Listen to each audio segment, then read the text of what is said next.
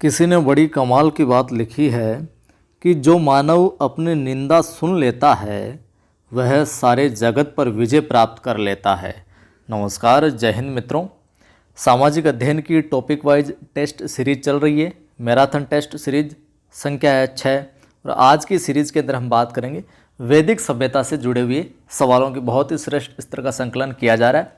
Video को like कर दें, शेयर कर दें सभी ग्रुप में। पहली बार देख रहे हैं ये वीडियो आप हमारा, तो चैनल को सब्सक्राइब करके बेल आइकन को भी दबा लेना ताकि आने वाली वीडियोज़ की सूचना आपको मिलती रहे। कल वाली सीरीज में हमने एक सवाल पूछा था कि चीन का शोक कौन सी नदी को कहते हैं। तो साहब, चीन का शोक है जो बी विकल्प था, हांग। हांग हो जो नदी है उसको चीन का शोक है जो कहा जाता है। आज की सीरीज में पहला सवाल और क्रमबद्ध रूप से देखें तो 114 नंबर 114 वैदिक सभ्यता की बात करेंगे। 1500 से 600 ईस्वी पूर्व इसका समय निर्धारित है। ठीक है, समय पूछे तो ये भी आप ध्यान में रखिएगा। पहला सवाल है, उत्तर आता हो तो कमेंट करके बताना और शेयर ज़रूर करना है आपको। सिंधु सभ्यता के पतन के बाद भारत में विकसित हुई सभ्यता का नाम है। यानी कि सिंधु सभ्यता के पतन के बाद में भारत में कौन सी सभ्यता है जो विकसित हुई थी? मध्य एशियाई सभ्यता, वैदिक सभ्यता, उत्तर सिंधु सभ्यता या फिर इनमें से कोई नहीं? बताइए साहब। तो उत्तर हो जाएगा यहाँ पर ब, वैदिक सभ्यता। अगला सवाल देखिए। वैदिक शब्द विद धातु से बना है, जिसका अर्थ है, वैदिक शब्द जो है वो विद धातु से बना है, लेकिन इसका अर्थ क्या है? जानना, बताना, कहना या फिर समझाना।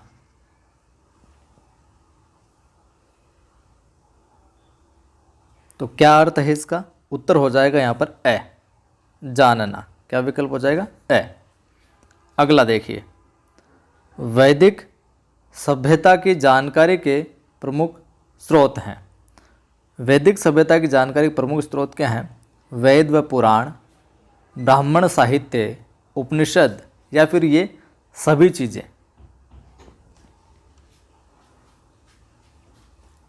तो साहब, वैदिक सभ्यता की जानकारी के लिए ये सारे के सारे स्रोत हैं जो प्रमुख हैं। इसमें वेद और पुराण भी आ जाते हैं, ब्राह्मण साहित्य भी आ जाते हैं और उपनिषद भी आ जाते हैं। अगला सवाल देखिए। वैदिक सभ्यता के निर्माता माने जाते हैं आर्य, जैनी, बौद्धवासी या फिर मुगल? तो वैदिक सभ्यता के निर्माता कौन माने जाते हैं? आसान सा सवाल है लेकिन पूछा जा सकता है। आर्य है जो वैदिक सभ्यता के निर्माता माने जाते हैं। अगला सवाल देखिए।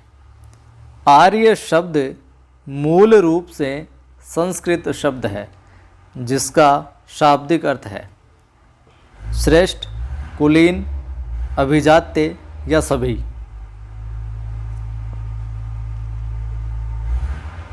तो यहाँ पर आर्य का जो अर्थ है वो ये सभी है, श्रेष्ठ भी है, कुलीन भी है, अभिजात्य भी है। ठीक है। अगला देखिए। वैदिक सभ्यता मूलतः थी ग्रामीण, नगरीय, दोनों या दोनों ही नहीं? उत्तर क्या हो जाएगा? ए।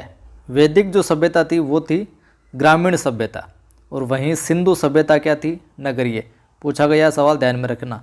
सिंधु सभ्यता तो थी नगरीय सभ्यता और वैदिक सभ्यता थी वो थी ग्रामीण सभ्यता। या यूँ याद रख लें, वेद गांव में पढ़ाए जाते थे और सिंधु वाले लोग नगर में रहते थे। इस तरीके से आप इसको याद रख सकते हैं। अगला देखिए। आर्यों के मूल निवास को लेकर मुख्यतः कितने मत प्रचलित हैं? कि आर्यों का ये मूल स्थान है, कोई कहता है ये। तो इस प्रकार के कितने मत है जो प्रचलन में है? 1, 2, 3 या 5? तो नीचे इसका डिस्क्रिप्शन दिया हुआ है तो आपको पता चल गया होगा। 5। उत्तर क्या हो जाएगा? 5 मत है। अब कौन कौन से मूल निवास माने गए? 5।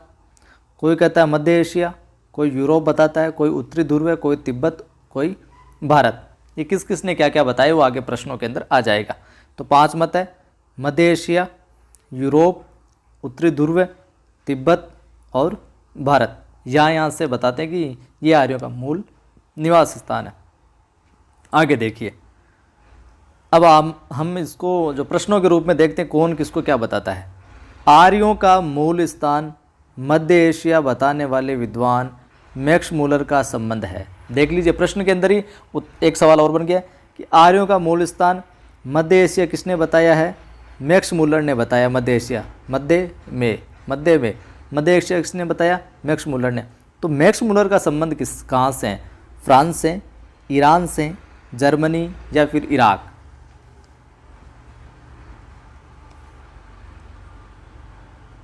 तो क्या होगा उत्तर? उत्तर हो जाएगा से। मैक्स मूलर का संबंध कहाँ से है? जर्मनी से है।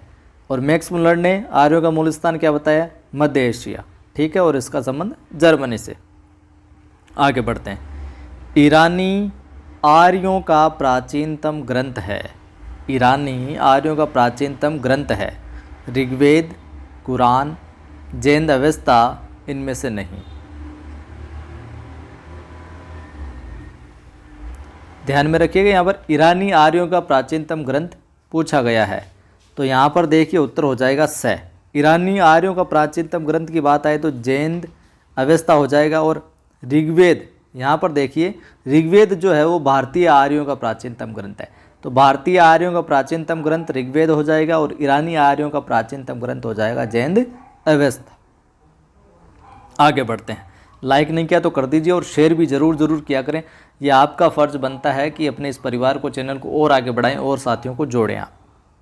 देखिए, यूरोप को आर्यों का मूल स्थान बताने वाले विद्वान हैं। यूरोप को, कि यूरोप है जो आर्यों का मूल स्थान है। डॉक्टर पेंथा, पी गाइज, डॉक्टर नेहरिंग इनमें से नहीं।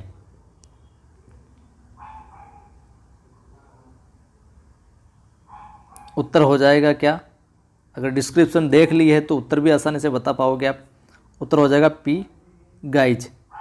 पी गाइज ने यूरोप आर्यों का मूल स्थान क्या बताया? यूरोप बताया। अब देखिए, डॉक्टर पेंथा की बात करते हैं। जर्मनी को आर्यों का मूल स्थान बताया। डॉक्टर पेंथा ने जर्मनी को आर्यों का मूल स्थान बताया, ठीक है, जर्मनी को। और यूरोप को पी गाइज ने। वहीं डॉक्टर नेहरिंग, इन्होंने दक्षिणी रूस को आर्यों का मूल स्थान बताया है। ठीक है, आगे बात करते हैं।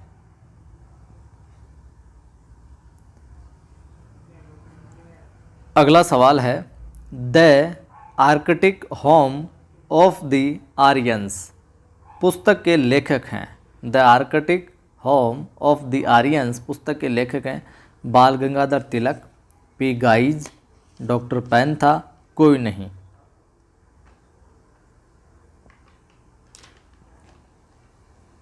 तो यहाँ पर उत्तर हो जाएगा ए। बाल गंगाधर तिलक हैं जो इसके लेखक हैं, the Arctic home of the Aryans. और इस पुस्तक में आर्यों का मूल स्थान उत्तरी ध्रुव बताया है। ठीक है, और पुस्तक किसकी है? बाल गंगाधर तिलक की है। और इस पुस्तक में आर्यों का मूल स्थान क्या बताया गया है? उत्तरी ध्रुव। चलिए आगे बढ़ते हैं। अगला सवाल है, स्वामी दयानंद सरस्वती ने आर्यों का मूल स्थान बताया है। दयानंद सरस्वती साहब ने मूल स्थान क्या बताया आर्यों का? भारत, तिब्बत, यूरोप, मध्य एशिया।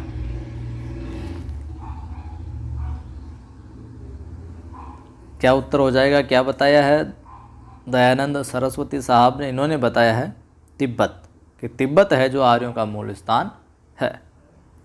अगला सवाल देखिए, सप्त सिंधु प्रदेश को आर्यों के मूल स्थान से जोड़ने वाले विद्वान है, या यूं कहें कि सप्त सिंधु प्रदेश को ही आर्यों का मूल स्थान बताने वाले कौन है? डॉक्टर संपूर्णानंद, अविनाश चंद्र दास, डॉक्टर राजबली पांडे, या फिर ए और ब दोनों।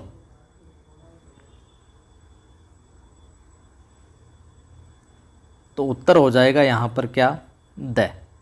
सप्त सिंधु प्रदेश को आर्यों का मूल स्थान बताने वाले कौन है? ए और ब दोनों, यानी कि डॉक्टर संपूर्णानंद और अविनाश चंद्र दास। ये दोनों कहते हैं कि सप्त सिंधु प्रदेश है वही आर्यों का क्या है? मूल स्थान है।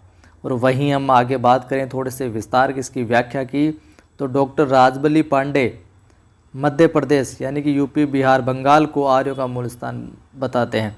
राजबली पांडे क्या कहते हैं, जो मध्य देश हैं वही आर्यों का क्या है, मूल स्थान है। आगे बढ़ते हैं साहब। वैदिक काल को कितने भागों में बांटा गया है? वैदिक काल को कितने भागों में बांटा गया है? 2, 3, 4 या फिर 5?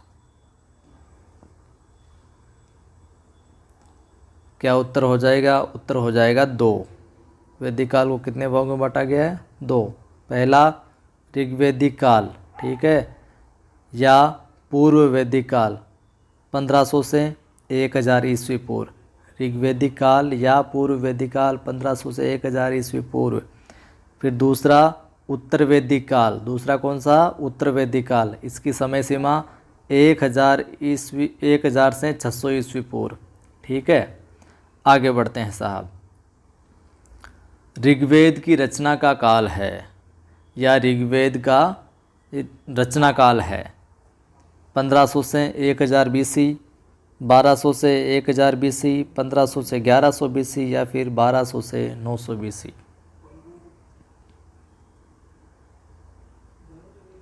उत्तर हो जाएगा बी, 1200 से 1000 बिफोर क्राइस्ट, BC यानी बिफोर क्राइस्ट। अगला देखिए, पूर्व वैदिक काल में आर्यों की संस्कृति का केंद्र था। सेंटर क्या था आर्यों की कल्चर का पूर्व वैदिक काल में? सिंध प्रांत, पंजाब प्रांत, ईरान या फिर इस्लामाबाद? क्या था साहब? तो पंजाब प्रांत। पूर्व वैदिक काल में आर्यों की संस्कृति का केंद्र क्या था, सेंटर क्या था? पंजाब प्रांत। देखिए साहब, थोड़ी सी व्याख्या की बात कर लेते हैं। ऋग्वैदिक या पूर्व वैदिक काल में पंजाब प्रांत को सप्त सिंधु कहा गया है। ऋग्वेद या यूं कहें पूर्व वैदिक काल में जो पंजाब प्रांत था उसको क्या कहा गया? सप्त सिंधु कहा गया है। अगला सवाल, ऋग्वेद में गंगा का नाम कितनी बार मिलता है? ऋग्वेद में हमें गंगा का नाम कितनी बार मिलता है? 1, 2, 3 या फिर 4? तो साहब उत्तर हो जाएगा, ऋग्वेद में जो गंगा का नाम आया वो एक बार आया है, एक बार देखने को मिलता है। वहीं यमुना का नाम 2 बार मिलता है। गंगा का नाम एक बार देखने को मिलता है और वहीं यमुना का है जो हमें 2 बार देखने को मिलता है। अगला देखिए, वितस्ता किस नदी का प्राचीन नाम है? नदियों से जुड़ा, प्राचीन नामों से जुड़ा सवाल पहले भी आ चुका है, तो सभी नदियों का देख लेंगे अभी हम। वितस्ता किस नदी का प्राचीन नाम है? घग्गर का, व्यास, चिनाब या फिर झेलम?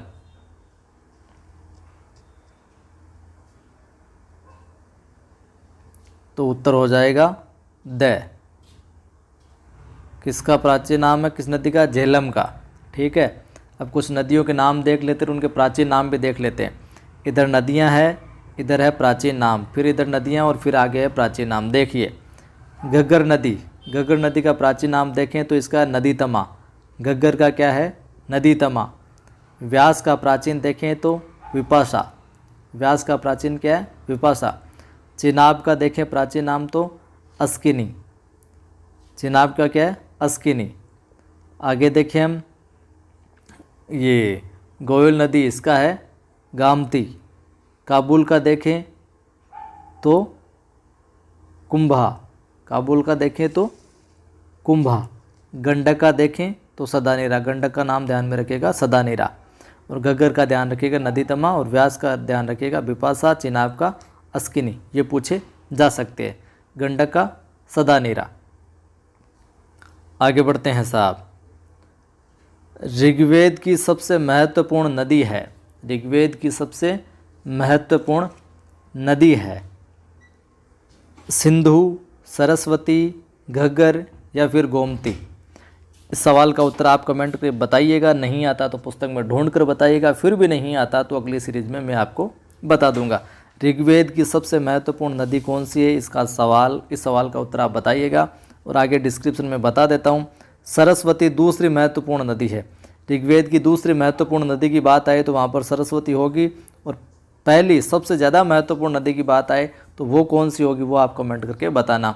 वीडियो को लाइक नहीं किया अभी तक तो कर दीजिए, सभी ग्रुप में शेयर भी कर दीजिए। और पहली बार देख रहे हैं आप ये वीडियो तो चैनल को सब्सक्राइब करके बेल आइकन को भी क्लिक कर लेना, ताकि आने वाले वीडियोज़ की सूचना आपको मिलती रहे। जय हिंद।